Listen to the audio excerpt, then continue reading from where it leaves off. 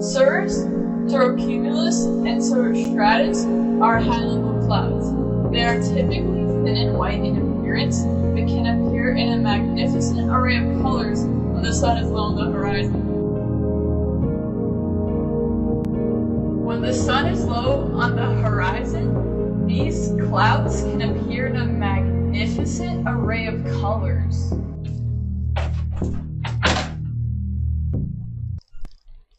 Just thinking about clouds. Oh, Mr. Jiggles, I missed you all weekend. Like, I've been waiting forever to see you.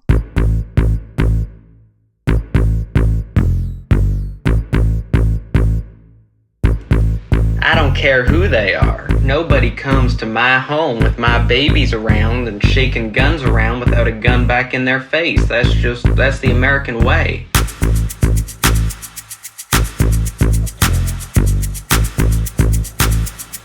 That's the American way.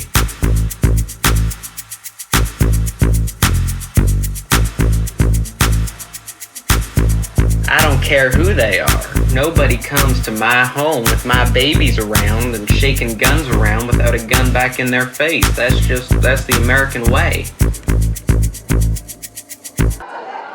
But you know his work is very divisive. Jonas Mikas. Nick Zed. Oh yeah, his work is divisive. I love divisive movies. I find my favorite movies, when you go on Letterboxd, they only have 5-star ratings and 1-star ratings. In the summer of 2026, I traveled to New York City to meet the underground filmmaker Thomas Dimopoulos. I had met Thomas on Instagram about a year earlier and become a fan of his unusual short films. Films that combine the best aspects of outsider cinema, like Nick Zed, and indie art house drama like Hal Hartley's Trust.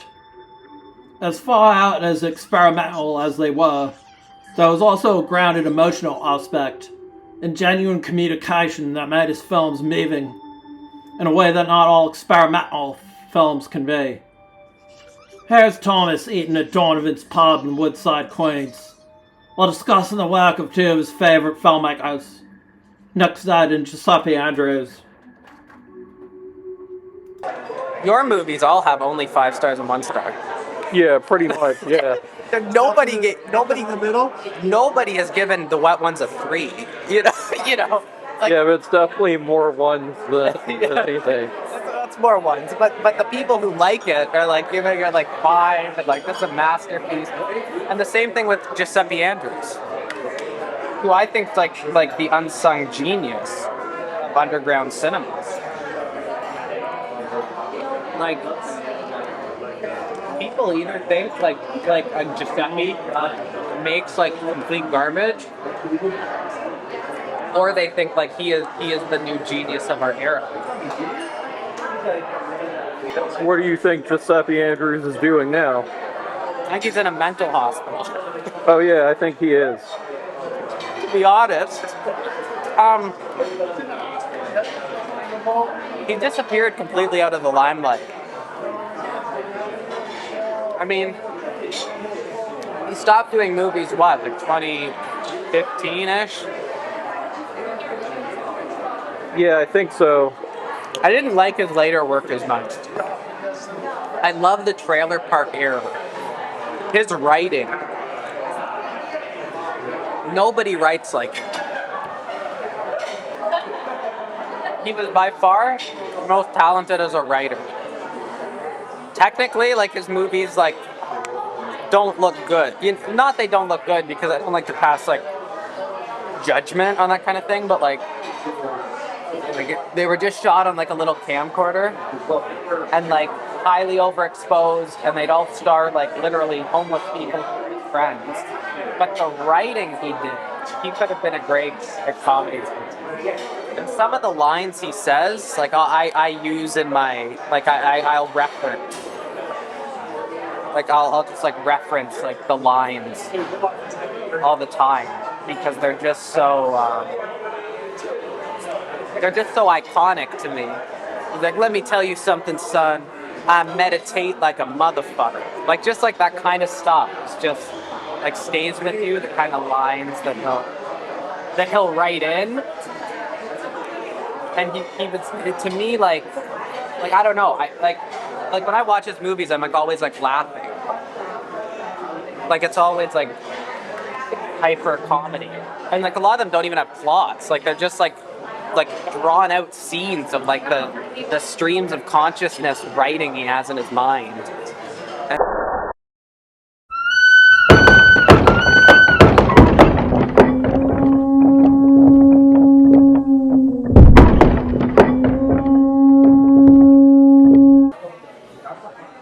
Well, Nick Zed, I must have first heard about him. I was about 13 or 14 years old, first getting into like really not even experimental, but just like underground film. And I'd heard of this guy who was like a bit of a legend in the transgressive scene, and I think the first thing I knew of him was They Eat Scum, which is what a lot of people know him from 1979. And I remember finding a copy of They Eat Scum and watching it and just being blown away. And the opening shot of the film is somebody being tortured with the Mr. Rogers song in the background. And that kind of juxtaposition that Nick used stayed with me, and that I really stuck with me. And then the music, and like Nick proved, he made a, Oh, sorry. sorry. He really proved, he made a feature film on 8mm, for no money, and he proved that you can make a movie for literally no money. And then he got it showed everywhere. And it was a very, very ambitious for no money.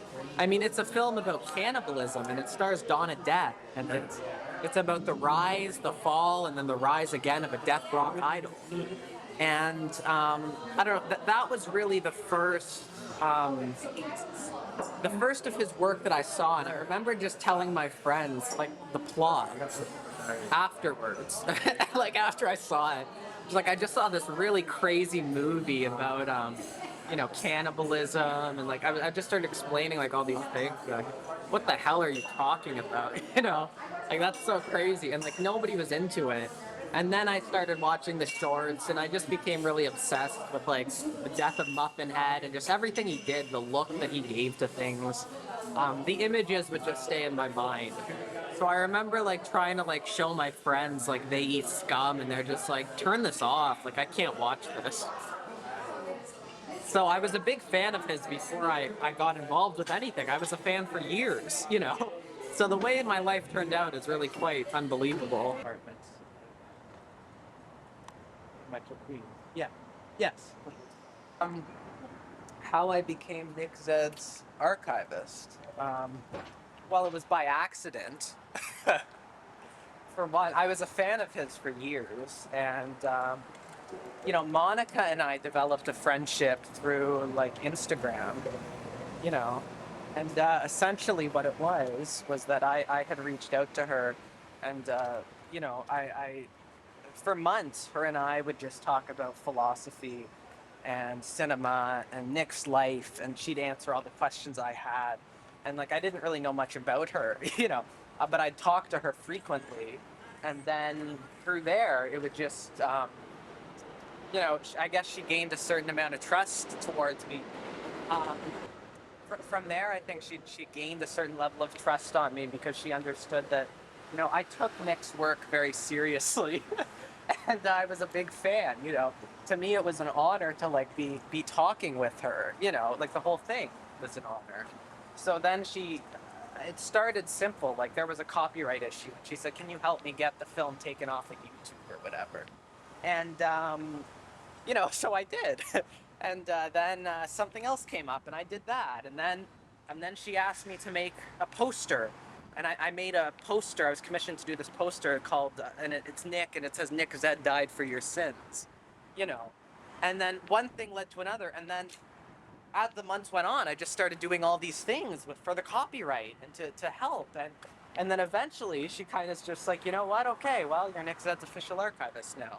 Do we turn here? Yeah. Okay. And I'm like, sweet, perfect, you know. and then that title, she gave me the title, and I'm just like, okay, well, I guess I'm very lucky for that. And that's essentially how the whole thing started. But again, I was a huge fan of his before, so just talking to her was enough for me. I was like thinking that's super cool, you know. So the whole thing has turned out pretty crazy. So, The first movie I made, well, the first movie I made, I was maybe 4 years old, and it was stop motion animation, and I don't know what inspired that. Maybe the original.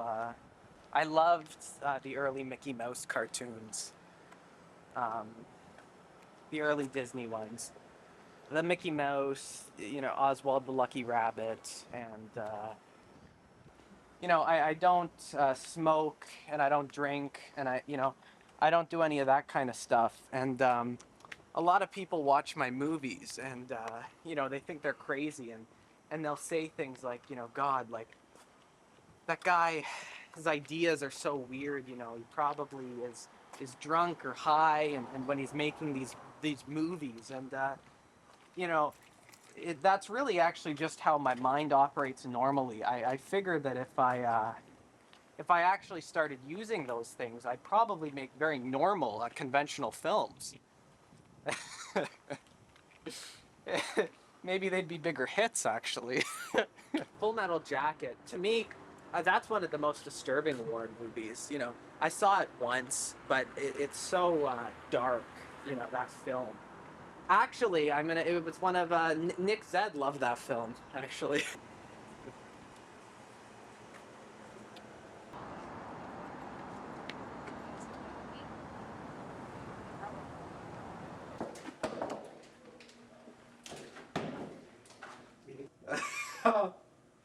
Oh, this is great.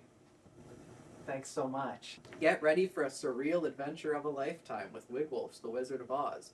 Join the one and only Arlene Canales as Dorothy as she sets out on a quest of self-discovery and redemption in the spectacularly surreal Catholic adventure in Grace. Oh, this is great. Thank you so much. This is amazing. And then, oh wow, yeah, this is the book you were telling me about. Kenneth Anger, I think, is one of the greatest, if not the greatest, filmmaker of all time. I think that Kenneth Anger's contribution to the culture is so strong.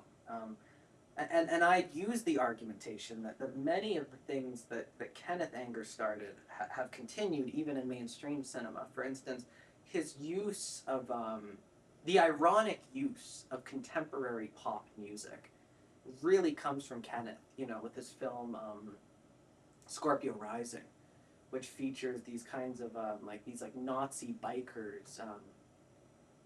They're just their lives, and you know they're going out for the night, and the song "Hit the Road Jack" is playing. You know, using these kinds of songs and juxtaposing them with these you know, images really comes from Kenneth.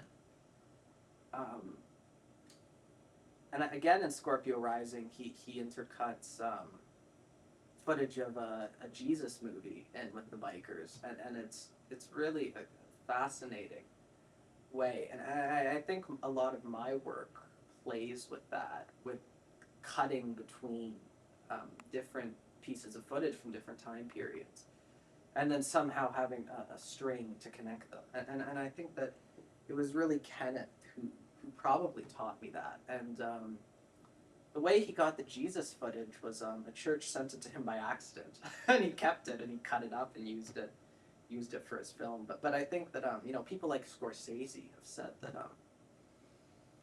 without Kenneth Anger, you know, they might not be there today, because these people have used so much pop music in their work, and And Kenneth was the first one to really see that there was a connection there. Also speaking that he was the first openly gay filmmakers making films explicitly about homosexual themes, with Fireworks, which he was put on an obscenity trial for, which is a masterpiece that he made in his parents' house in 2 days when they were away on a trip. I can give 3 films which I feel are very important to me. I gotta go, the first film I'll say that I think is one of the greatest films of all time is probably Chaplin's City Lights. That film really needs, I need to rewatch it again. The juxtaposition of the rich and poor, the have and the have-nots. I think Chaplin, to me, is so profound because of the pathos. And that's, I would argue that Keaton didn't have that, and Harold Lloyd didn't have that. Chaplin's films were deep social commentaries that really made you think, but also made you laugh. And I think that City Lights is the perfect encapsulation of that idea. The tramp falling in love with this blind girl who sells flowers and she thinks he's rich. It's just the most playing with these ideas of rich and poor and power and disability, and it's just, to me, it is such a strong film, and it's also a hilarious film, and he was obviously the master of slapstick physical comedy, and yet there's such an underlying deep essence of the work, and I think that I think a lot of critics say that was Chaplin's greatest work as well, and I'd agree with that. As much as I love The Kid and The Gold Rush, The Circus, Modern Times, I think that really was his probably his greatest film, and in my opinion, one of the greatest films of all time.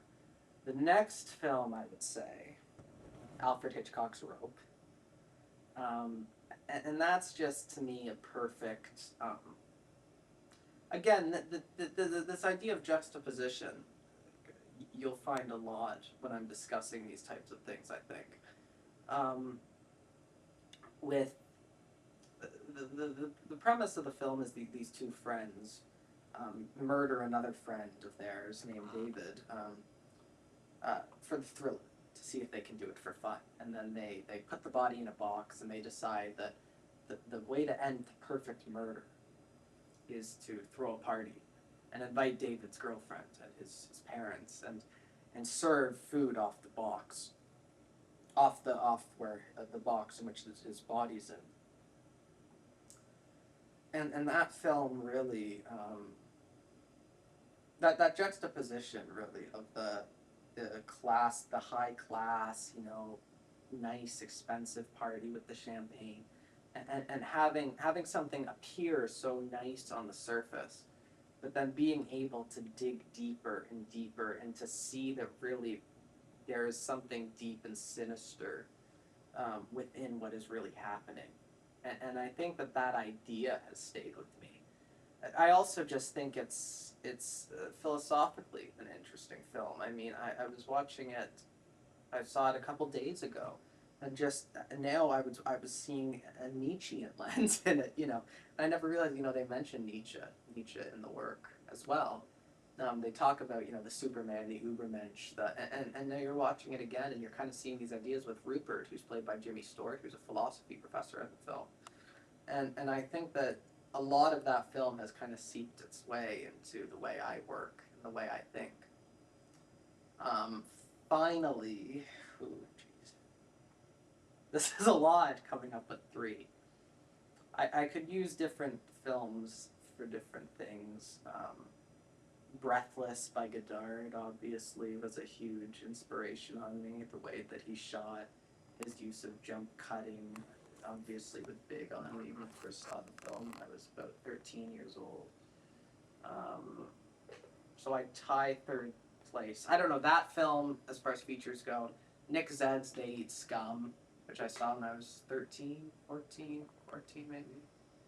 And that idea that anybody can make a movie, and again, as I was talking about the juxtaposition, the film has, They Eat Scum has one of the greatest opening scenes in my opinion, which is a torture scene of a man to Mr. Rogers' song "You Are My Friend, You Are Special," you know. And I always like to show people that scene and see their reaction. Okay. Well, I can say that. Yeah, you know, we have in Nick's work. Obviously, a lot of people talk about when they talk about Nick Zed, the film Pulp Fiction, in which the character states there's a character named Zed. The line is "Zed is dead. Zed's not dead." Um, Zed is dead is the line, and that comes from something that was written in Film Threat. Nick would write in Film Threat, and there was an article writing about how Nick Zed had died, and it was a fake article. He wasn't really dead, but the headline was "Zed is dead," and a lot of people say that that's where Tarantino had gotten the inspiration for that phrase. That's where the phrase started coming into his mind. You know, and that opening scene to the Eight Scum, which is somebody being tortured. And it's a strange, you know, and it's gritty because it's in Super 8, and you can't completely make out what's going on, which makes it really dark too. But juxtaposing that to such a happy children's song, you know, you could easily make the argument that Tarantino saw that film at some point, and in Reservoir Dogs, the scene where the cop gets his ear cut off to the song "Stuck in the Middle with You," you know, it's easy to draw the parallels and to see the comparison, to think that, you know, Tarantino very well could have been influenced by these things. Most of the movies I've used, I do the camera. Since I started taking the movies seriously in about 2022 with what was the first serious film I made? Probably the earliest one I have online is Two Ducks and a Ponzi Scheme. And I used my Nikon Coolpix B500, which is just a consumer level little mini camera type thing, kind of like a mini DSLR, I guess you could call it. And I shot Two Ducks and a Ponzi Scheme on there. I shot Why Go Left When You Can Go Right on there. I shot Pop Goes the Weasel on there, Big Rhonda's Ointment Surprise, Texas Roadside Pigs. Parts of Teenage Pregnant Clown was shot on there. So many of my films I use that camera, and then what the other half or so of my work has been is all mobile phone. So a lot of my films have been on the iPhone 11, and I shot Miss Rabbit and the Devil with green screen. That was the only film where I used like primarily green screen to do, and that was all shot on my iPhone. And then when I did Flower Rat, which I can go into detail in the coming days, because that was the craziest story I have a lot of great stories about that, so I'll tell you them for sure. I filmed that on my iPhone using Instagram filters, and people would ask me, they're like, "How did you get that?" People would see like that amazing look you got. You know, you must have used crazy cameras and stuff. And I said, "No, I used an Instagram filter and made this film." So I was really happy with how that looked, how that turned out. And then Teenage Pregnant Clown, half of it or so was shot on my cell phone. Playful Planet was shot using an Instagram filter as well to get like the infrared kind of look. And then, based off Wigwolf's recommendation, actually, I bought the Camp Snap.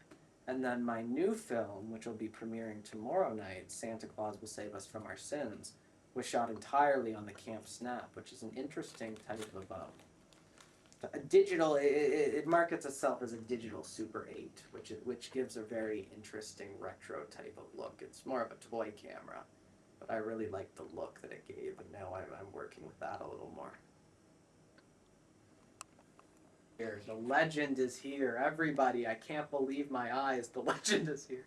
And he'd become a very shy man, you know. Probably. I don't know, but that's what he said in interviews before. He's like, what, like people would stop their sets on not believing that he was there. But that's how he would cast for his show Electra Elf, which started in 2004, and it stars the artist Jen Miller, Reverend Jen Miller, who's the saint of the uncool. And she ran a troll museum in the Lower East Side. She was completely obsessed with little troll dolls. And I think at one point she had probably the biggest collection of troll dolls in the world, and she ran a museum in the Lower East Side. And Nick found her, and they were dating, and they did a TV show for years together, which would play on public access, called The Adventures of Electra, Elf, and Fluffer, and the whole thing is now available on YouTube. There's been a nice remaster, which Nick has, I believe he supervised that remaster, and he's happy with how it turned out. I think the remaster looks great, but and the way that they would cast some of those people is the same thing, going to the open mic nights. Jen Miller ran one of the open mic nights as well, I believe. Like one of those type of events where anybody can go on stage for 5 minutes, 10 minutes, or whatever it is, and sometimes he felt that you could find talented people there, so he'd approach them, and then they'd maybe play a little part in his public access show, which is a fun little show, which he really played with new digital technology and green screen and a lot of crazy special effects. It's like it's I don't know if I'd go as far. It's like a kids show almost. It's for Nick, it's not as transgressive. A lot of it's not as transgressive as most of his work.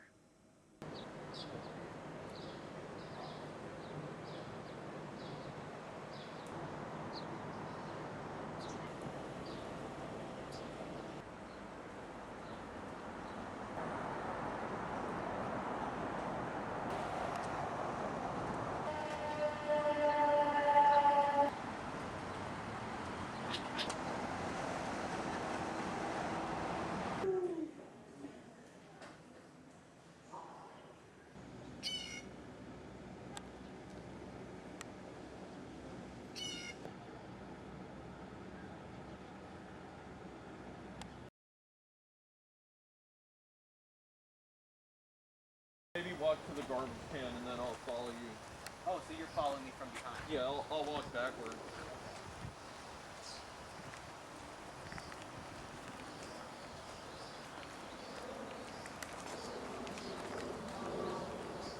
Okay. And now I'm starting from here, and I'm confident, right? I'm like a conspiracy guy. Yeah. Okay. All right, action. Okay.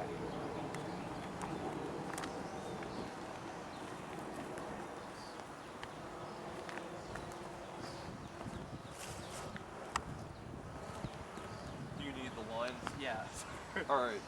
How do you want to do this? Do you want to just look at him and then I texted him to you, right? Yeah. I have the. So am I still walking as I'm saying it? Yeah, just walk very slow. And you can't see my pupils, can you? Yeah, right? no, I can't in my see glasses, your pupils. You can't see them. Okay. All right, action.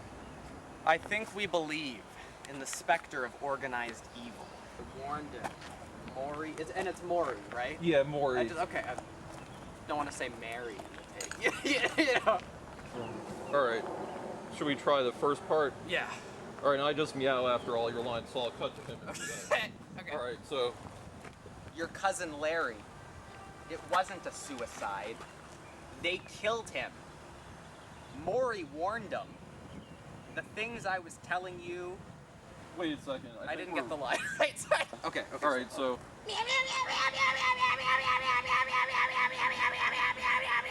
They took him out. Maury warned him. Wait a second. What is that? Is that starts? Oh, I need to check the script. I don't. Okay. Okay. All right. Oh, the coffee cup can hold them up. That's good. Okay. All right, action. Your cousin's death. It wasn't a suicide. They took him out. I warned him the things Maury warned him about. I said, you can't come at this thing head on. You're driving down the street. You hit a stop sign. You gotta find out which way to go. You gotta zigzag. Yeah, I got the photos too.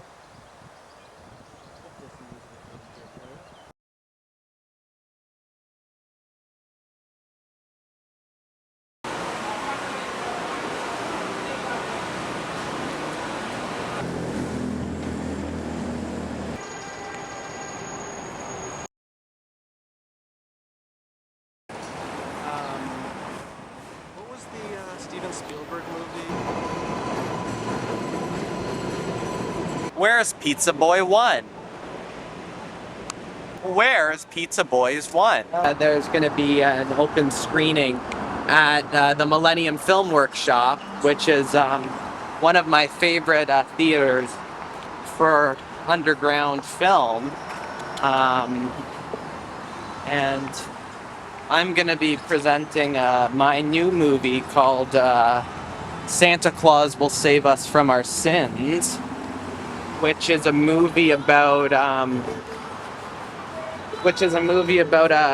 a slam poet named Mr. Jiggles, who runs away with his cloud enthusiast girlfriend in order to pursue Santa Claus, who they believe will save them from their sins. And it's a 15-minute film. And it's one of my comedies. The last movie I did wasn't much of a comedy to most people, and they thought it was really disturbing, my movie Playful Planet. So I decided I wanted to do more of a lighthearted comedy. So that's what I'm showing tonight. And I'm excited to see the audience reaction, because I find the reaction at Millennium is usually pretty good. This bubble gun. Oh, these are all bubble guns. That one has the craziest stories to tell.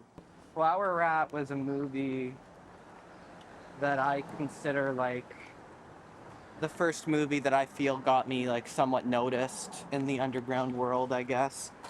And it was the first movie I ever showed at Millennium, and my dad and I came down to show it at Millennium when it first I premiered it there. And Flower Rat was a movie that had a really crazy filming story, because I made the movie when I was working at a Halloween trail as a scare actor, and there was the trail would pretty much just, I mean, it was my first real job, I guess, but they'd hire like anybody really. So a bunch of the people who they'd hire would be, you know, homeless and stuff. And there was this one woman,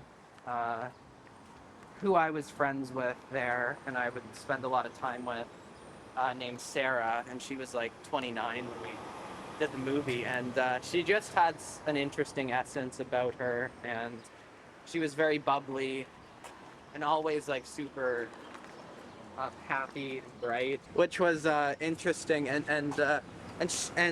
This trail, they did this like thing, and it was called like the Oddities, and they had these very strange taxidermied like deformed animals, like collections. Like, it was insane the amount of stuff that they had, and it was really probably sketchy, but like you'd go in and there would be like two-headed like dogs, and you know, like a lamb with 3 eyes, so Sarah and I spent a lot of time before our shifts, like spending time in these areas, and they ended up, they had like human rib cages and stuff. Like, it was kind of messed up, but but anyways, I asked Sarah if I could film some scenes with her, because I thought I could get something. Just that environment was very freaky, and I thought I could get something interesting there. So a couple times, like literally just before we'd start work, I would just film mostly impromptu, improvisational things, and I'd kind of tell her, like, you know, these are the kinds of questions I'm gonna ask you, and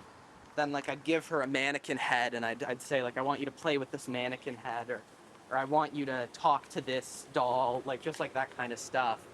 And we ended up getting some very like weird, interesting footage where she plays this murderer who's on the run and who's working at the circus. I was very happy with that footage. There's a scene in the film. She's playing with what I thought was a prop human jawbone, and because the stuff in this area where we were working, like there was just all this crazy stuff everywhere, so I really took advantage of it. And there's a scene in the film where we were sitting in the trailer, like in this RV, and on the table there was this like what looked to be this like really great replica human jawbone. And I told her, okay, in this scene I want you to play with the bone. Like, just play with it. Like, talk about how you got it. I put it on your face, kind of thing. And she did, and the footage was great. And I just thought to myself, like, boy, like how lucky I am to be in an area with such great props, you know. So I was happy with it. But then she ended up getting back to me a couple months after, and one of the guys who actually worked there had called her upset. And he's like, "What the hell are you doing? Like, I saw the movie you were in. Why would you put that on your face? That's a real bone." Like, well, it was just sitting on the table. So that scene in the film could have perhaps I accidentally used a real human jawbone to make that scene by accident. And then I think the guy who like owned that kind of like, who did the stuff with the remains and the taxidermy, he was like a little bit upset. And he was like, "I can't believe you actually did that. Like, it's a good thing you didn't get sick." I'm gonna see what my dad wants actually, because I've never had any Thai food either. Ribeye steak with drunken noodles, that would be good. I've never even had duck. I'm really liking it. Yeah, I'm really liking the pad thai and the sausage here. And I like there's a nice amount of spice to it. I like the spicy. This is very spicy. Yeah, that's but the sausage is good. I really like the what do they call that? Yeah, the drunken noodle. Yeah, that one's probably that and the pad thai are my favorite. What movies haven't I talked about? You didn't talk about Texas Roadside Cowboys. Texas Roadside Pigs. Pigs, yeah. Yeah, I mean that movie was shot in an afternoon with two of my friends who didn't want to do it actually. It was such a weird role. I basically just called them and asked them if they could come over, and I dressed them up as pigs and have them lie on the sides of roads. And they agreed to it. And that movie was fully storyboarded. Every single shot of that film was storyboarded, which is very rare for me. Most of the time I don't storyboard. A lot of the time I don't have a script either. Or I'll have half of the script. Like I'll write the first half of the script, and I say I'll figure the second half out when I'm there. I'll see what I'm feeling. But Texas Roadside Pigs, because I mean, it's hilarious to call that a linear film, but there was no dialogue in any of the film. It was a silent film. There we go. Sorry, Texas Roadside Pigs? Yeah. Okay, so that film I wanted to tell with no dialogue. So I felt the best way to tell that story was to do completely storyboarding. I get that picture, that's fun.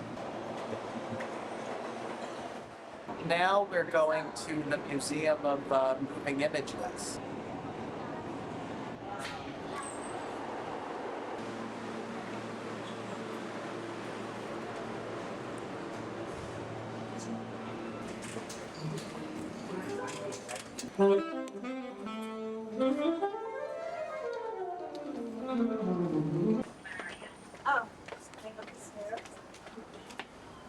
Okay. Know where we go from here? Should we get something for Callie, Dad? This looks like something like an AI would make up. Yeah, in the spirit of this, make something. Not my best. Yeah, they're really Disney. This was made a big impression on me when I was a little kid. And I did a stop motion skeleton movie when I was maybe 4 or 5. I was probably completely based off of one of the early Disney shorts, which I love.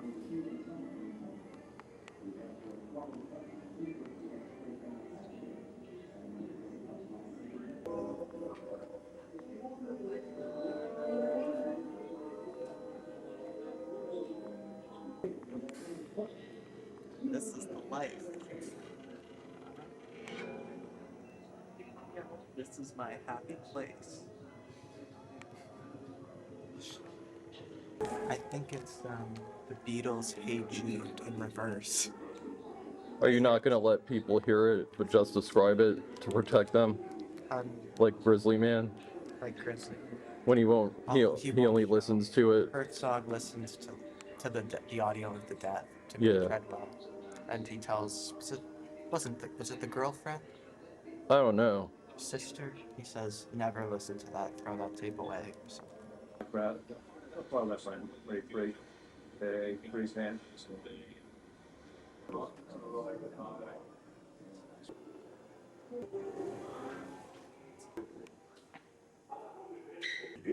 Гнал, не выгнал. Ее выгнал, не выгнал. Crushed Cats, my most overtly political film. And it's a nightmare, that movie.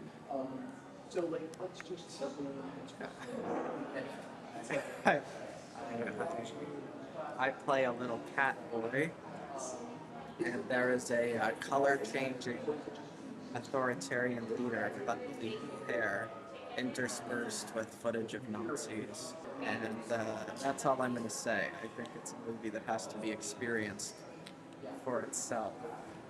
One of my most experimental films, which is about, I guess it's an abstract story about, I play a female rabbit who comes under the spell of Satan. And the rabbit is drowning in black liquid, and there's some obese women with large eggs. I sound so crazy in this. I was experimenting when I did that film a lot with strobe lights, and it's a very experimental work. One of my most experimental. Pop Goes the Weasel I made. That's a movie about a group of obsessive people who live in and around the construction site. And my uncle plays a role in that. He plays a man who's in love with his wrench, which he pulls around on a leash as a pet. He calls it Wrenchy, and he's like in love with it. And he plays a role. And another friend of mine plays a naughty. And then there's a shadow boxer who beats up a dog.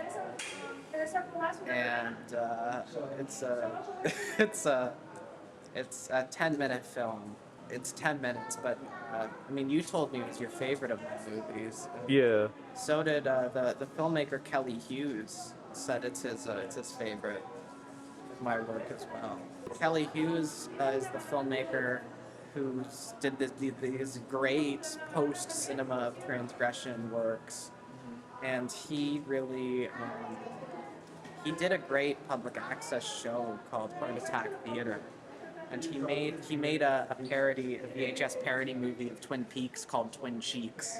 But my favorite of his works, personally, is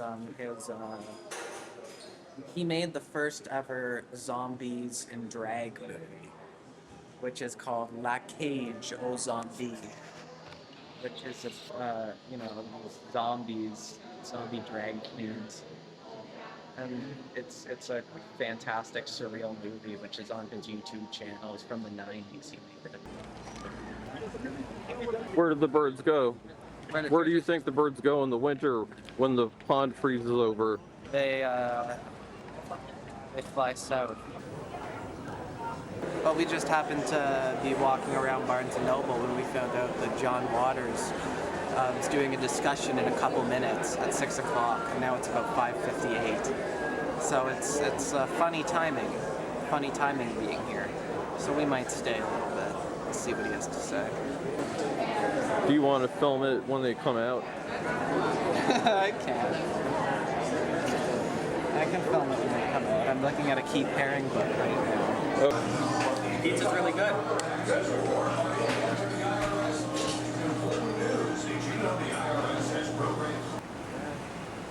I don't know. He's shooting a documentary on me. He's been following me around. He's been following me around for we've gotten a good amount of mini DV tapes of me rambling on about stuff. Fuck yeah. He wants to add it all together. I'm so stoked. Oh, I'm so Cool, I'm gonna give you your change here. crazy nervous. No, I'm not nervous. I'm very excited. I think it'll be fun. People who come to these are always fun, you know.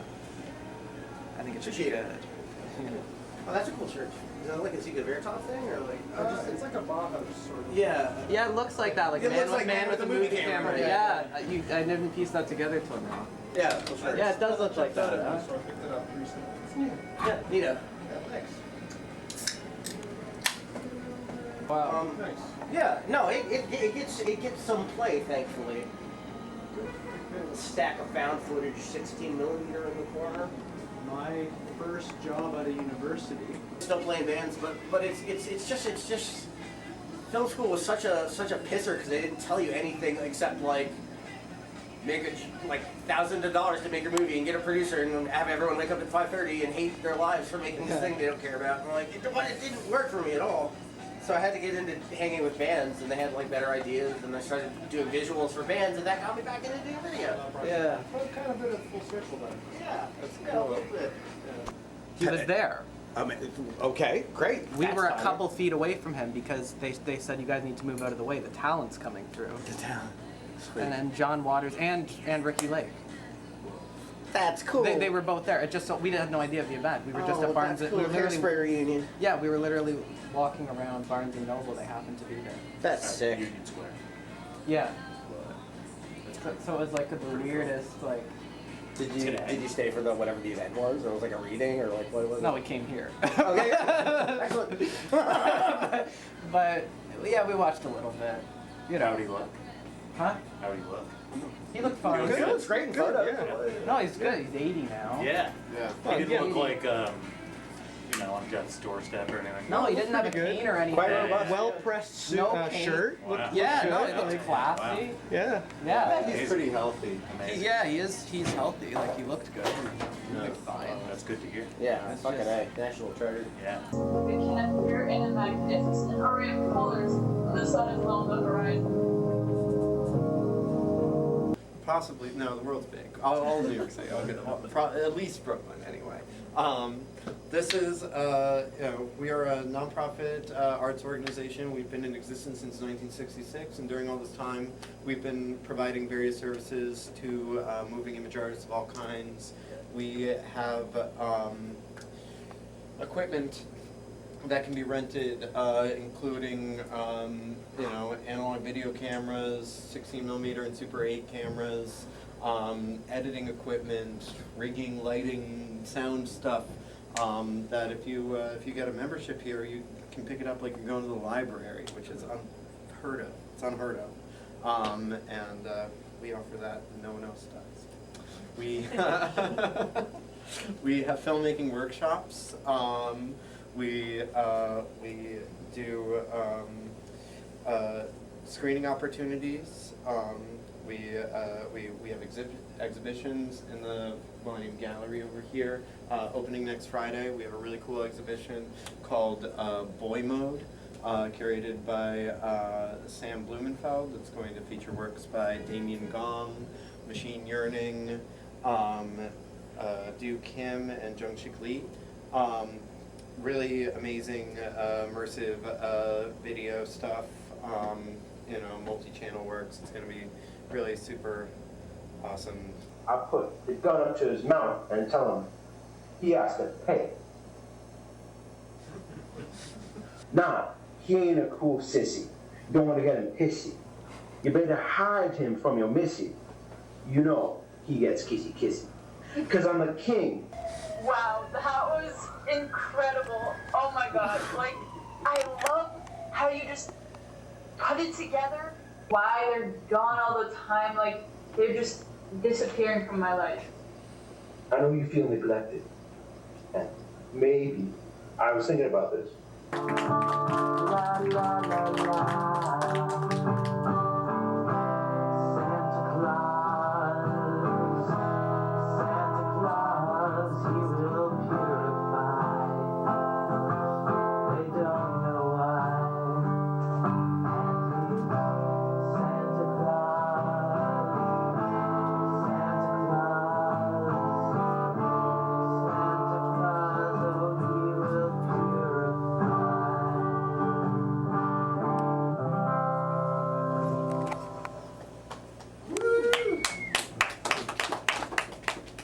Oh, I think the Millennium. reception was very good. I was very happy with how it turned out.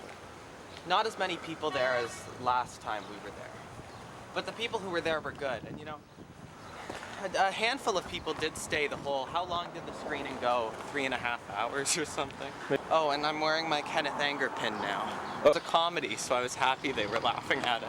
I find sometimes when the movies aren't comedies is when people laugh the most, actually. When you were watching it? I think Flower Rack got more laughs, so that wasn't supposed to be funny at all.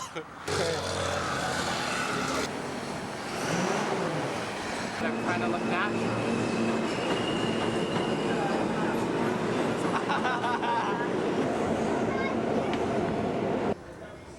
This is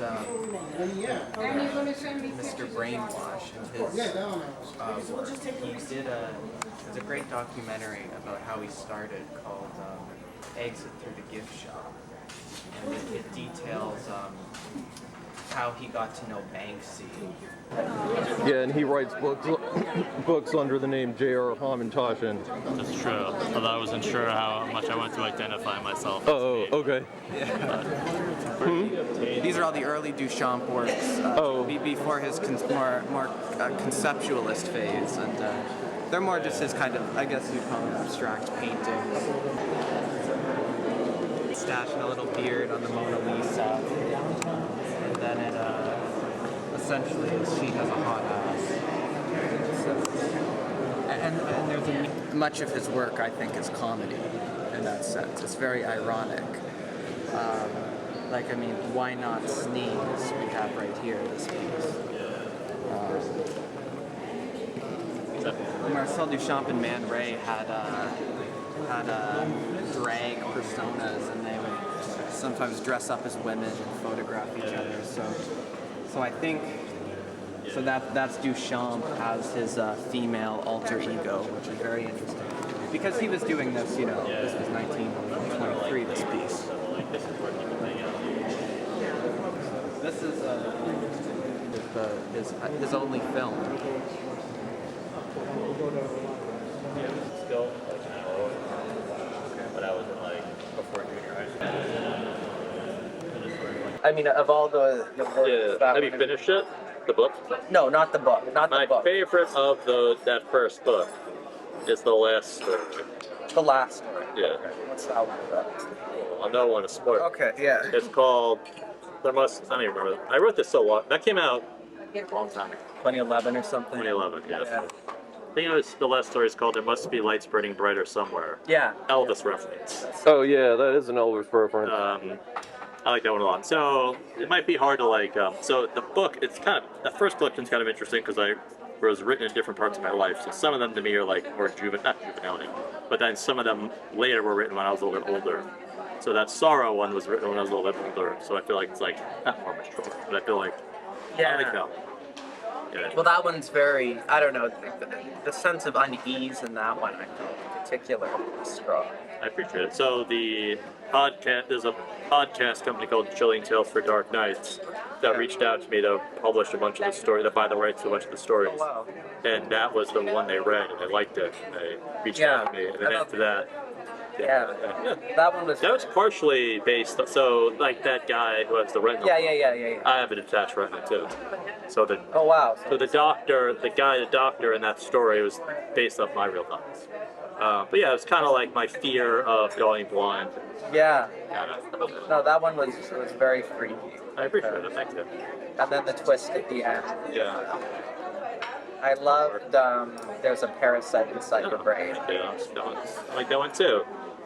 That one's very... Are you reading them in order too, it seems? Yeah, I was reading... Very important to me. I hate when people read stuff out of order. No, I just started at the beginning. Yeah, cool. Yeah, I appreciate it. But the Parasite Inside Your Brain was a very... I don't know, she feels so great with the parents. Like just that kind of, the juxtaposition was very interesting in that one. Glad you liked them. I'll be curious what you think about the rest of them, like as a whole, Yeah, it'll be... And I'll send you some, if you're interested, no pressure, I could send you some of the other ones. Well, that'd be great. Yeah, I'd be really into that. Yeah. I was really enjoying it. And I like the one... Well, this one was... I mean, there was a dark comedy to it, but the what's Jordan? Why don't you shut the day off? Yeah. I wrote that as a kind of as a joke. Yeah. Wasn't interpreted as a joke by everybody, but I knew it's supposed to be farcical and goofy and silly. Yeah. That was back in the day when, like, if you write something called flash fiction, which is less than 1,000 words, it's much easier to sell. So that and the story Wonder, which is the first story in the book, Yeah, that one's dark. they're intentionally supposed to. I just want them to write something really quick because it's much easier to sell those. When things do matter, and you're still confronted with these kind of like grueling, challenging, desperate situations. But Right. you're not. I mean, maybe actually in my youth, maybe I was more nihilistic. When you started writing the stories, when you considered yourself a nihilist, like an existential nihilist. I mean, because maybe theoretically, but not practically. I have a bunch of books on nihilism. I think a lot of people like, you know, I think the term has become so associated with existential nihilism. Yeah. Currently, but the branches within it, epistemological nihilism, ontological nihilism, moral nihilism, like it. I would say a lot of the more bleaker or depressing aspects of the writing partly came out of my perceived failures and inability to do things. Right. And if I was a nihilist, I would ask myself, why would I care? Right. Like, why would I care about like status anxiety or fear of not being able to make a living? Like, if I was a nihilist, in my head, a nihilist is like, why would anyone care about doing anything? Right. It's never what I thought. But But like, I guess it is bleak and depressing to an extreme. well, but the underlying theme of the book, even on the back of the book, you know, it says something like. Yeah, I didn't write that. I didn't write that. Oh, you didn't write. Oh, you didn't write the back of the book. Actually, I might have. I don't. But I know what you're talking about. Like. Yeah, like the losing back. proposition or something. Like Yeah, that's the term. Yeah, I don't know if I even wrote that. Maybe I did, but I was young back then. But Yeah. I would say, But that's nihilistic in the sense that it's saying ultimately that there might be small challenges, but as a whole. yeah, that's a good point. And I would also say perhaps there's an element of like, you could express things in stories that you do identify with and are fascinated by and interested in. That doesn't necessarily mean that that's a 100% reflection of your true beliefs. Right. But I might have been a nihilist. I mean, I remember back in the day, I used to always talk about never wanting children, Right. I decided to have them. But I don't know also if that was deflection back in the day about like deflecting my real fears about it. Like I kind of always wanted to have children, but I was always afraid of it, you know? So it's hard to tell back in those days what I actually genuinely did. But I do understand, I do think there's a kind of conflation in the dark fiction world. Like nihilist means like, just because something is bleak and has a bleak ending, it is therefore nihilism. Which is not something I agree with. But I can understand why that is. I don't like, personally, I never really liked things that are like extraordinarily violent, torture-oriented. Like I never really looked into that stuff. I don't know. Which is interesting to hear. Yeah, I don't know. It's just like it's. You know, the Thorough has this natural end. He takes the guy's eye. And, That's I mean, true. like That's I was like, you know, like. Yeah, that's quick. So was it? Yeah, that's fair. But then you can see it. Yeah. Yeah. You liked The back of the book describes your writing as cosmic nihilism. Yeah, that When you was agree with that, when you agree with that, no, not at all.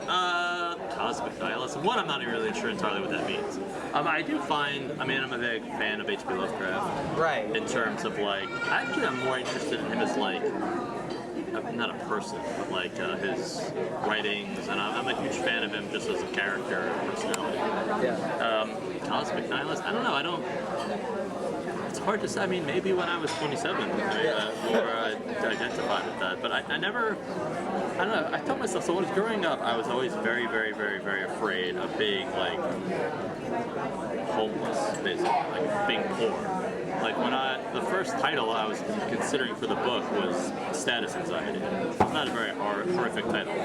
But so I asked myself, if that's the case, how would that be cosmic nihilism? How would it be like, why would I care about these earthly concerns if I was a cosmic nihilist? So sometimes I wonder if cosmic nihilism is a little bit of like, man, it would be ideal if this was true, because then my quotidian concerns would be of no consequence. Well, that's the idea. So it's kind of comforting if you think about cosmic nihilism. Well, a lot of people do find that idea comforting. It is probably true. I mean, cosmic nihilism might be objectively true in a sense, but I'm also a human being with the impulses and genetics and all that has already been inbred in me before. So it's like, would a cosmic nihilist like just watch a child starve to death and do nothing about it? I don't know. I couldn't do something. I care about animals. I care about things. So I don't know if I'd ever be like a cosmic nihilist. But I don't know. It's a complicated, thorny issue. Why are you a cosmic nihilist? But if you're a cosmic nihilist, why would you be making films? Right. Yeah. But are you? No, I wouldn't describe myself as I didn't know it was necessarily a term until I read the back of the book. I don't even know if I read that back. That was one of the, I guess that caused, there's a lot of, I guess, I was reading Nietzsche's Beyond Good and Evil, and I guess that's what you would today be described, not that term wasn't invented then, but today that's what would be described as moral nihilism. Right? I'm definitely not a moral nihilist. No, I'm not either. Yeah. Not too many. Well, some people are, but it's more rare, I think, for a moral nihilist. Is anyone really a moral nihilist? I can't be a moral nihilist because I see what Jeff does all the time. I'm like, that's morally wrong. Jeff. Jeff's a good guy. Well, a lot of the notion, because the writings on moral nihilism, for instance, an example could just, what they often talk about is that there's not one objective moral lining in the world. So they'll use examples, they'll say, for example, throughout history, like currently in the world there are tribes right now that use cannibalism as a positive. After somebody dies, they will eat the flesh in a ceremony. And they will say, how come... Probably not too positive when they have to go to the bathroom afterwards. Yeah, well, I think that's the Agori Baba tribe. I saw a documentary on it. But so a moral nihilist would make that argument and say, how can we say something is objectively bad when there are cultures who have practiced these things forever? Yeah, but so are you limiting it there to there's this tribe that eats the dead? So you're saying cannibalism in this circumstance of what a pig does with a dead body? Right. You're not saying cannibalism hunting and murdering them or someone eating them. No, they're not, but it's just using the point that there's certain acts throughout history and time that is viewed in different ways by different groups of people. I'd be curious to see the health outcomes and effects of eating and consuming a dead body. I imagine there might be an argument to be they might be doing this practice for a really long time, but this is also why their life expectancy is 25 years old. Yeah. So I'd be curious about that. But no, I'm not a moral nihilist though. Yeah. I mean, I can understand how different cultures have different rituals about different things. From what I can tell, that's child rape. Right. You're into the juicy stuff over here, but there's no scenario or situation. I don't care what culture. Right. No, I agree. Stuff like that, Well, I agree, and that was I was in a nihilist really taking that position. Right. That's maybe watching a Serbian film and being some good ideas over here. Yeah, exactly. Ever seen a Serbian film? Don't watch it. So. Yeah. You've seen it. I never saw it. You know. I know. Oh, of course. I know a lot about it. It's good. He knows what I'm talking about. But yeah, I don't really agree with moral nihilism either. But as an example, I was in a philosophy class and we saw a documentary, and I forget the country, but there's a country and the way that the women get married is through a practice called bride kidnapping. Are those I forget. I don't want to say gypsy. What's the term for gypsy? I don't know what the term is. Romani. What was that? Romani. Maybe.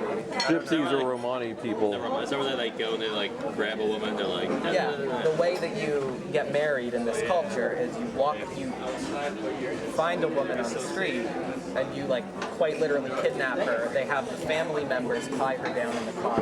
Which family members? Of the kidnapper. And then wasn't all of them trying to kidnap the same one woman? It's got to be a pecking order. Are you sure you're not getting confused with Borat when he steals? This isn't Borat. No, that was probably based off. I've heard of that, but I thought that was more of a flirting game? Is it really the case that, it is a marriage ceremony. But wouldn't everyone be trying to kidnap the most attractive woman in the town? Yes. Would they be like fighting at her doorstep? But the idea is so then they bring you home and then the family, like it's kind of messed up with that. Oh, here we go. All right, action. Well, I heard what the title of the movie is called, and I asked, how is a non-psychopath interested so deeply in Charles Manson? Well, and when are you getting your swastika forehead tattoo? I am not what you would call a fan of Charles Manson. So I want to say I'm not a follower of him. I want to. You fascinated by him? I'm interested in him as a cultural, sociological figure. I want to state that because I think some people get a different kind of idea of what I do personally. I wouldn't say personally, but I would say like there's this like. Remember the rapper Necro, Jeff? Yeah, I remember Necro. That song's like, dude, the Charles Manson. It's like, what is this schlock? It's like, that stuff is so cringy to me. Like, I don't entirely love the idea of like idolizing or fetishizing like a serial killer. Like, well, I find like you walk into a store and they have like, who's the clown guy, like in the Gacy shirt. It's like, Gacy. That shit is so corny. Also in my day job, I deal a little bit with like actual violence and crime. It's like, this shit's not fun. Like, people... Right. I don't, like, I always shy away from that stuff a little bit. Well, so I'd be interested as to why you're... The Manson stuff started because I was interested in a book entitled... Helter Skelter? No, that's Vincent Bugliosi. No, it was a book entitled Chaos. And it was by the investigative journalist Tom O'Neill, who spent 20 years writing a book, essentially uncovering that he believed Charles Manson had links to the CIA's MK Ultra program at the Haight-Ashbury Free Medical Clinic. To me, there is, in my personal opinion, it would be intellectually lazy to discredit the connections within this based off of the expensive, ridiculous amount of information I have. I did not want to believe the book. When I bought the book, I was not a conspiracy. Whatever, like, I guess you'd call it a conspiracy. Can I ask a clarifying question to what you just said? When you say a connection, do you mean the MK Ultra program approximately caused his murderer's spree? Or some tangential connection, like you could connect dots to see that on some date he had someone, like, is the argument that the MK Ultra program had a consequential impact and resulted in him doing what he did? Or just that there's some loose connection at some point? It's much more than a loose connection. And I think I try to be intellectually honest, which is that I did not want to believe it. At a certain point, all the data, information, and of course, I didn't just take the book's word for it. I did my own research, and I started to. I love the CIA databases online because you can have they're open to the public. Like the Freedom of Information Act request, I became enamored with just going through and I annotated like all the memos and the letters, and it did get to a point where I was like, it would be lazy for me to say that this is all fake. Judging by the information that I personally have, I'm not somebody who believes. So what is it that the MK Ultra program, like, what was the essential idea? So Charles Manson, I'm not saying he was not a good guy. Another controversial opinion. You heard it here first. He was not a good guy coming out of I mean, look, he was born to a 16-year-old prostitute who sold him for beer. So then, this man had no chance. Like, let's just. So when he was sold for beer, who did he go to? He ended up being picked up by different orphanages. So he'd go around to orphanages. Of course, he was living on the streets. You're a kid living on the streets who's going to be teaching you. Yeah, although it's the I guess the counter argument would be that there are many orphans at 16 who don't end up breaking into people's homes and murdering them. Right. I'm not saying he was a good person at all. But I'm not saying he was a good person, but and so I look at that story, and yes, he was arrested many times on petty theft. Stealing something from a store, stealing purse. What became very interesting was in 1967. How much tape you got, Jeff? I still have 28 minutes. Wait, in total for the whole documentary? Oh no, just on this tape. This tape. I mean, you would, I don't know, it's as much as you want to share. I find it pretty interesting. I love talking about it. So in 1967, he got out of prison. And this is a true fact that is in the records, that he begged not to be let out of prison. And he said, look, I've lived my entire life behind bars. Yeah. He said, I'm not sure that I have it in me to be able to function in mainstream But society. didn't he also commit rape and all types of heinous crimes while he was incarcerated? That could be some of the reasons why he didn't believe. I don't know about that. I read it some there's a lot of speculation about stuff. To people. All I know is the official story is that he begged not to get out. Yeah. His parole officer said, not a chance, you need to get out. His parole officer only had one client. The only client that guy had was Charles Manson. The parole officer was working for the CIA. Why would the parole officer be working for the CIA? Because he was involved, it was Roger and David Smith who were working closely together, and they were doing experimentation at, what they were particularly interested in was, can you take a human being and use different forms of hypnosis? They officially call it mind control, is the term that they use in all the memos. This project started in 1947, I believe, with Project Bluebird, Operation Bluebird. So the CIA, since the Cold War time, had, at this point for decades, been experimenting. Can we neurologically manipulate individuals to commit acts that they normally would not commit? That was the thesis. They had numerous doctors and many scientists, some of whom were actually Nazi scientists who they recruited after World War II. So For a Nazi scientist, Jeff just got hard. Yeah. But so basically, at this point, it was they were. So anyway, so now Charles Manson told you have to go out of prison. You have to live this life. Your parole officer only has one client. Manson finds himself in the Haight-Ashbury at Haight-Ashbury, and the one place that he's frequenting is the Haight-Ashbury Free Medical Clinic. Now the story goes so. You should just buy the book. I mean, it goes so deep. Getting it for free here. I don't want to the amount of layers are like billions. I'm just trying to give the straight up best because there's obviously so many more things, but. I would just want to jump. Yeah. What evidence is there to corroborate that the MK Ultra program successfully, whatever you want to call it, to him, and what would it have been like? Okay, so I'll give so there's a couple ways to answer that. The first way is essentially Dr. Louis Jollyton West. And Dr. Louis Jollyton West was the individual who was running the Haight-Ashbury Free Medical Clinic. His thesis he was working on was, I can make people commit heinous acts of extreme violence that they normally would not commit or could not commit. But the other thing that's important to remember, because I have all the documents and the files, and they're very disturbing, and it's not probably healthy to read these. But the one thing they consistently say in all these files is, who should you target? The mentally unstable, prisoners, vulnerable people. Charles Manson. Yeah. He mentally was, I believe he was probably schizophrenic. Yeah. He was probably bipolar. Yeah. He was an exact target. So now you have a parole officer who only has one client who's working for the CIA, who's taking him to this, hanging around this clinic. So Dr. Louis Jollyton West, so Dr. Roger Smith also, and Roger and David Smith also were doing studies called the Amphetamine Research Project, the ARP. And their idea was giving LSD to rats.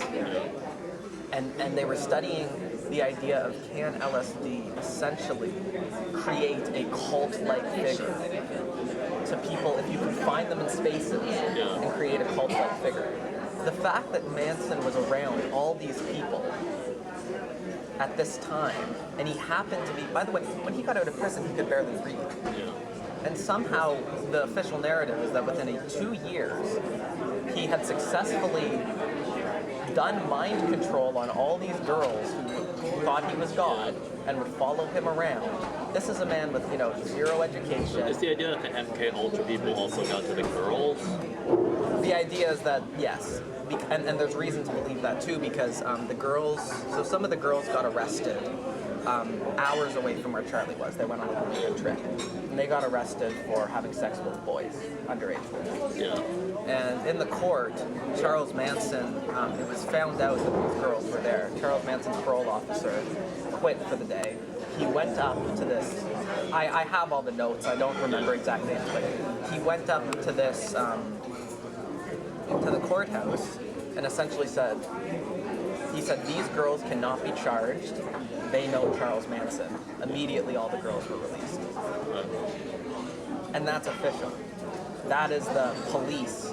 He said, look, and what I think happened is he said, look, I am working for this top organization. These girls are a part of some sort of, I wouldn't calling it an experiment. It might be. So is it the idea that the MK Ultra is literally supplying LSD to Charles Manson to distribute to these girls? No, the idea of also, one other follow-up. Was their goal for him to be doing what he ended up doing, or did he kind of like spiral out of control? What is the plan there? So, there's many ways to answer that question. And one of the ways is Dr. Louis Jollyton West, in his thesis, he is what I would call a sadistic individual. Like a truly mental, really a criminal. I mean, I think he is one of the most heinous criminals possible. And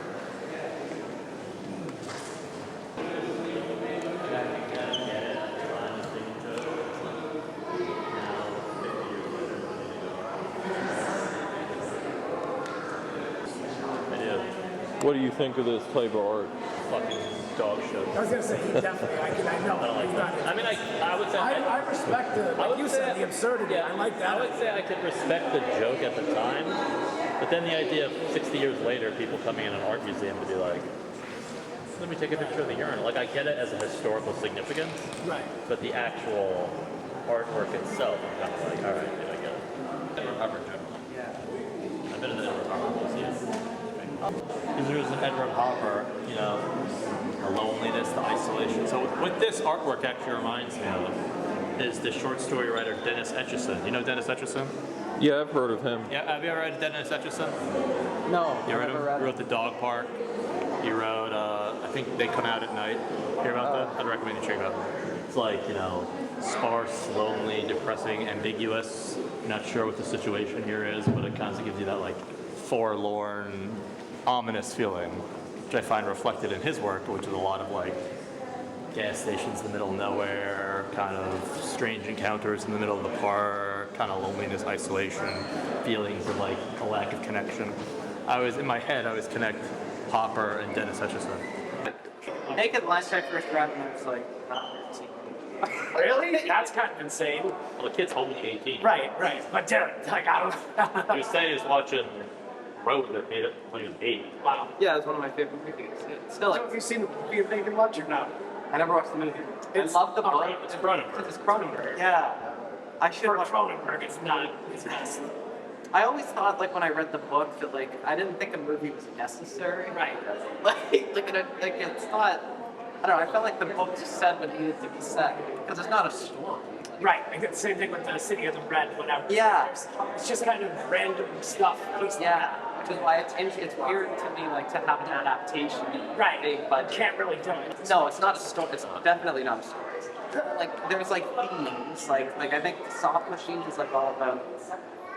Soft Machines. No, I think that one's like that one's like all themes of like control. I think. I think Nova Express. I'm like halfway through it. I think that's like the most like really political of the cut up And ones. that's the 3. That one's a part. Yeah, and then it's like the ticket that exploded. Right. The City of the Red, whatever, is like there's a 3-parter of that. Yeah, That's funny. The experimental trilogy is hard to get into because it's not really like. Yeah, it's hard to even explain. Gotcha. There's not really character, like it's, a lot of it is kind of random, just interpreted as like a bunch of like things. Wow. And he was, Burroughs was like famous, like one of the most famous junkies ever. Oh, yeah, totally. And he killed famous. He had a book called Jump. And he killed his wife. face doing. Remember, Yeah. where he goes like, "This is a million telex," and they were shooting face. And he shot her in the face. Yeah, like he put an apple on her head and shot her. And that was in other words. He was in Mexico Well, in the 50s. he ended up, judges, paid all he paid people. He ended up running away to Mexico to get away from like the trial. Right. No, it happened in Mexico. It happened in Mexico. And then he had to bounce back to like other places. Right. That's See, my issue with something like that is like, how could I take someone morally serious and enjoying their work if he's a fucking wife murdering? He was way more degenerate than just like that. It's like, there's other crazy but like, he I don't like loved the younger degeneracy. boys, which is a lot of which is very controversial now.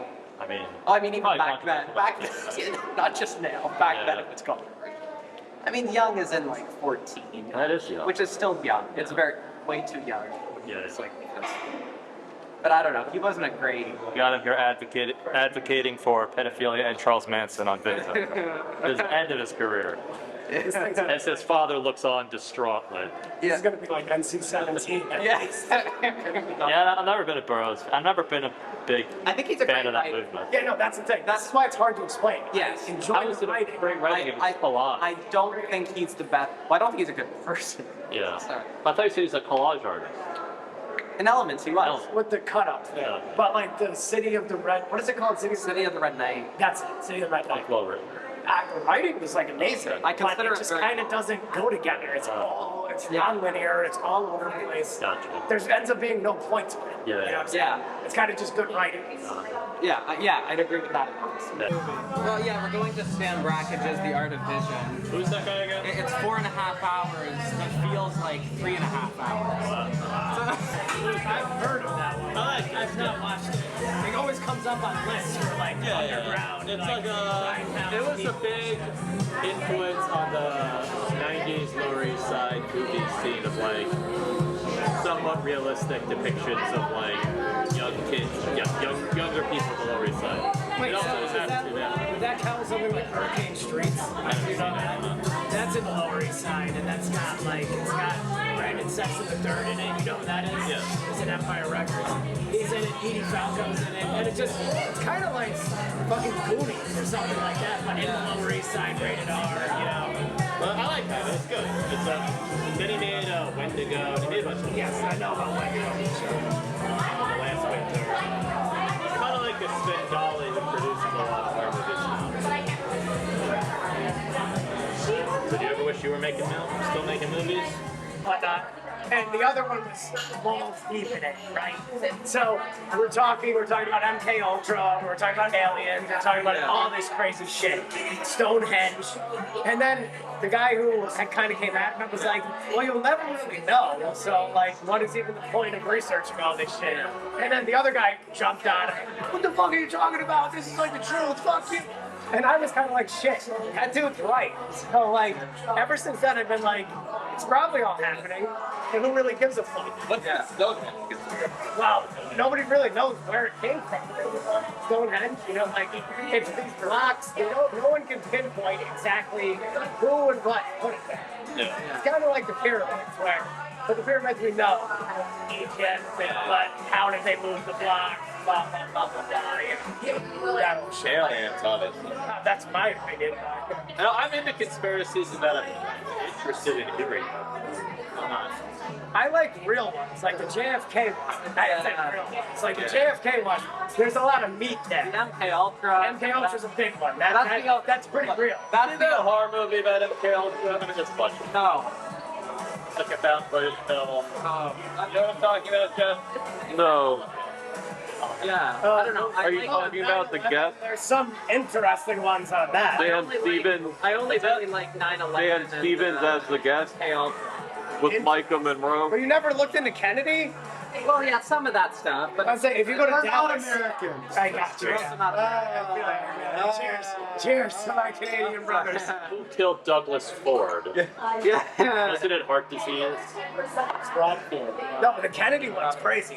That's got meat to it. That's fucking real. Yeah. That's some real crazy, weird shit that happened. MK Ultra's been admitted to on multiple occasions. That's a big one. You're just gonna bring it back to MK Ultra every time you get. Now you don't even need need MK Ultra. Now you have like social media. Yeah. So I'm literally watching my wife get MK Ultra in real life. That's a part of it. No, she's moved on to just scrolling on Instagram, and it's the most psychotic shit I've ever seen. And I've dabbled in some of this stuff, so I'm like, all right, like, I've come out there, like, the child trafficking stuff. Like, there was this earthquake that happened in Venezuela. She thinks demons caused it. No. Yes. She doesn't literally think demons. I don't think she did, but she's watching stuff saying this. I know. And it's like, I know. And now the algorithm just feeding her because she's watching it, and you get more of it, more of it. I did this. I went down this rabbit hole, but a long time ago, again, it's back to that conversation. You don't know if this is real. This seems not like MK Ultra, but there's documentation. At JFK, there's documentation. 9/11, there's documentation. This other stuff is so out there. Very speculative. Yes, that's the perfect word. The only JFK thing I find interesting is that there's a picture taken where there's a young Bill Paxton. Yeah, you ever you seen know that, Yeah, the rest actor in Bill peace. Paxton. He was there on Bill that. Paxton. He's the actor. Alien. Game over, man. Yeah, he's Game a lot over, of man. it. There's a picture when JFK gets shot. And he's on his dad's dad's shoulder. shoulder. It's like on his dad's shoulder looking Yeah. at JFK getting shot. And it turned out to be Bill Paxton as a kid. It's not a conspiracy, it's just interesting. It's like, oh wow, oh yeah. Yeah. And how did that? I think we put $30. 20 bucks, maybe we did. We'll be close. I was 20. I can't remember.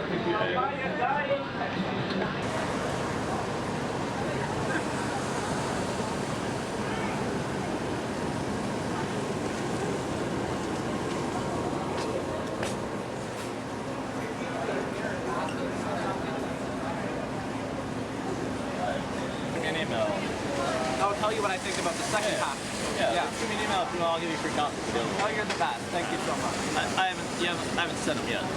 Wait until I send them. Okay. Yeah. All right, man. Well, thanks for coming out. Thanks so much. You film my beautiful goodbye. Yeah. All right, man. We'll Goodbye, keep in touch, goodbye, man. audience. Thanks. I appreciate it. All right. This is a green bicycle. Album I did, yeah. Well, I did an album called Beats, Ballads, and Other Oddities, which is a collection of the past couple years of my sound work. And I know it's really a mix of like a dance type electronic music and acoustic ballads I did and experimental soundscapes.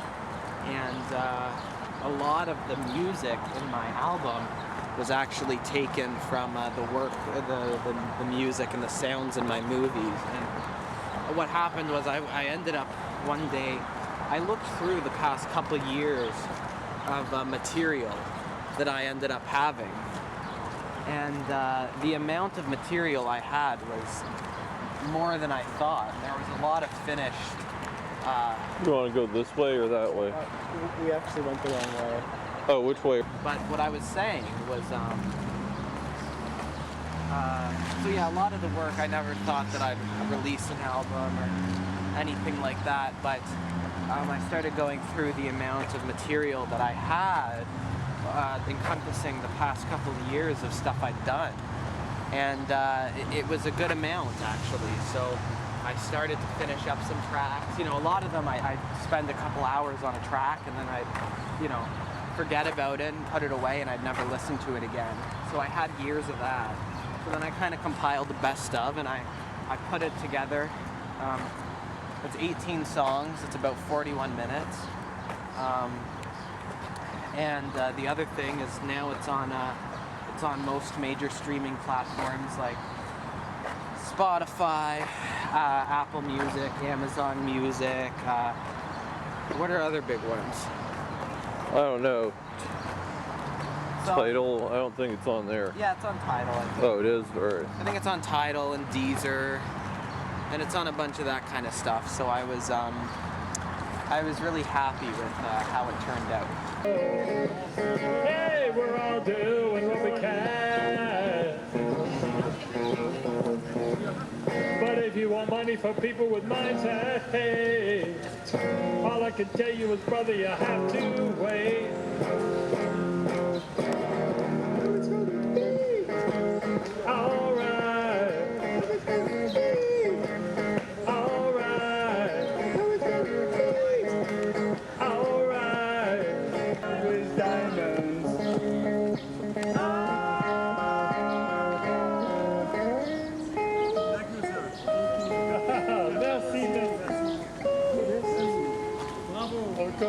Tomorrow we're going to see a screening of Stan Brackage's The Art of Vision. It's a whopping 4.5 hours of pure joy. I hear that it's a bucket load of excitement. My thoughts on the day, I was really happy with the day. It was great to meet John. She was a lot of fun and super nice. And Mike was a lot of fun and he was super nice. You know, it was great to go out with everybody. The Duchamp exhibit was very interesting. I was happy to see all the Duchamp work. A lot of his, you know, the ready-mades and the absurdist elements, the anemic cinema. So it was a lot of fun to see all that stuff. And yeah, it was a really great day. We did a lot of walking. I'm tired. All right. What did you think about meeting John? I really liked him. He was very sweet. Especially because his work is quite dark and doesn't necessarily have a lot of happy endings. And you know, he writes his work has titles such as "There's a Parasite Inside Your Brain" and "Sorrow Has Its Natural End." And just like that kind of stuff, like, and there's a certain disturbing element of them that makes me uneasy, and that's why I really like them a lot. And it was great to get to, you know, pick his brain, you know, and see what he has to say about that kind of stuff. Now that I'm finished Santa Claus Will Save Us from Our Sins, I have some other ideas I'm trying to work with. And some other things I'm gonna get started, which I'm really excited and happy for. Well, yeah, I didn't do any dancing, so I'm not gonna do any dancing tonight. I had the idea that for the documentary I should be dancing, and he thought that was a really bad idea. He said I dance like Elaine Bennis, you know, in Seinfeld. Yeah, no, it was a good day. I'm thinking now about what I'm gonna be shooting next, and I just need somebody to star in it, which is interesting. Which I'm trying to find a lead now.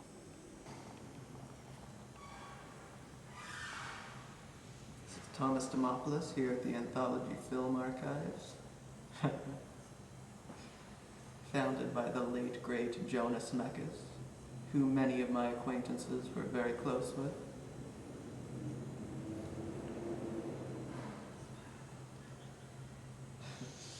I don't know. I know a couple people who liked him. I just gotta text Monica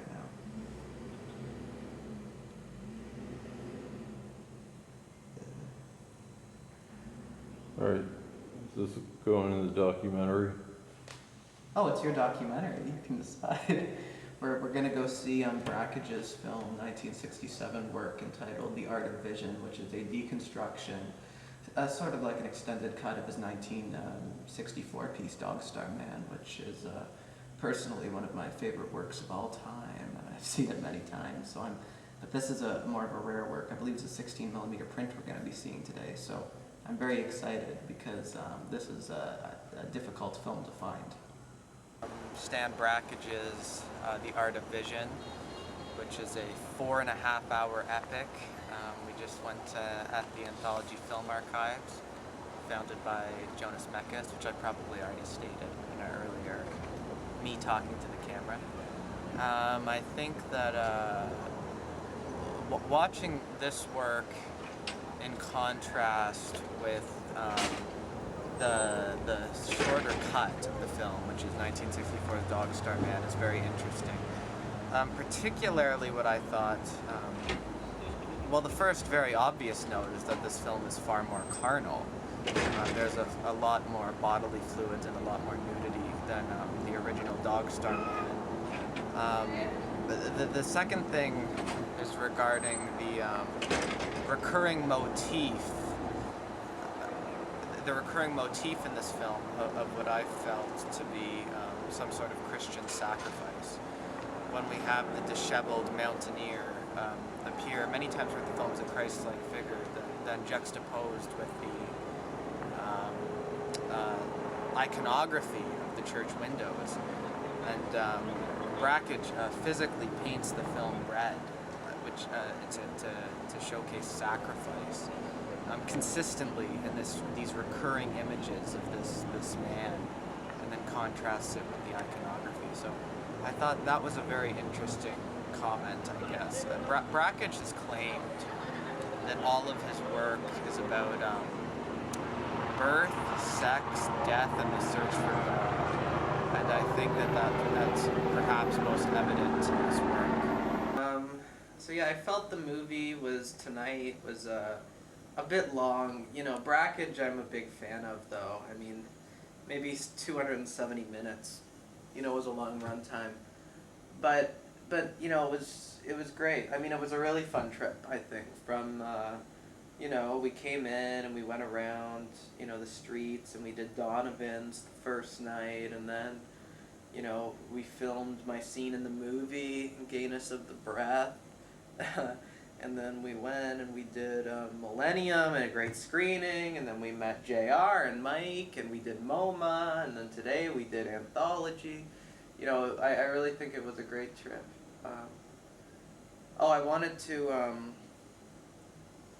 read a little paper, some writing I did in my philosophy course, and the teacher was very great, and she really made me fall in love with philosophy, and it means a lot to me. So I really appreciate her for that, and this is a paper I wrote on Stan Brakhage. The title of my essay is On the Metaphysics Regarding Stan Brakhage's Dog Star Man and Its Implications of Understanding the Unbiased Eye. Stan Brakhage used his work in film as a means to poetically explore the nature of reality, particularly the relationship between societal forces of control and the untrained eye. Brakhage was concerned almost purely with understanding the vision experienced by children, vision he considered to be pure, before these children were corrupted by controlling and logical factors. This basic outline of his philosophy makes sense of the unfocused, abstract images he chooses to present in Dog Star Man. Side note, Dog Star Man is the original short version of The Art of Vision, which we saw tonight. He chooses to present a Dog Star Man, a 75-minute cosmological exploration on the nature of consciousness, the treacherous quest for human understanding of the spiritual world, and a wishing to untrain the socially conditioned, instead focusing on persistence of vision. This piece features many connections to concepts of birth and infancy, a recurring theme in Brakhage's work. We start the piece emerging from the womb, escaping the comforting slow red abstractions, and burst into a world of quick flashes of color and exciting contrast to the prelude's opening. The prelude continues by presenting images more cosmologically explicit, images of the cosmos, celestial bodies, space-esque flashes of light. Brakhage physically paints and scratches on the film stock throughout this prelude, perhaps implying the uncertainty and confusion that comes with the infant state. Of course, however, this state is what Brakhage believes to be the nature of reality, an autonomous space free of the constraints of external control. This is evident throughout his work, Dog Star Man especially, but also in his personal life, as he was an individual who quite literally lived in the secluded mountains. Stan Brakhage wrote in his 1963 theoretical book, Metaphors on Vision, that his work is concerned with, quote, birth, sex, death, and the search for God. All of these themes are present in Dog Star Man. Birth, as discussed earlier. Sex in the carnal images showcasing bodily fluids. Death as an impending doom felt when reflecting upon the potential danger of the seclusive nature our protagonist finds himself in. But particularly the search for God is highlighted all throughout the work. For the man is not merely struggling to climb the mountain. The mountain is a metaphor for his struggle to find God, his struggle to live with an unbiased eye, and thus to live in an unbiased world.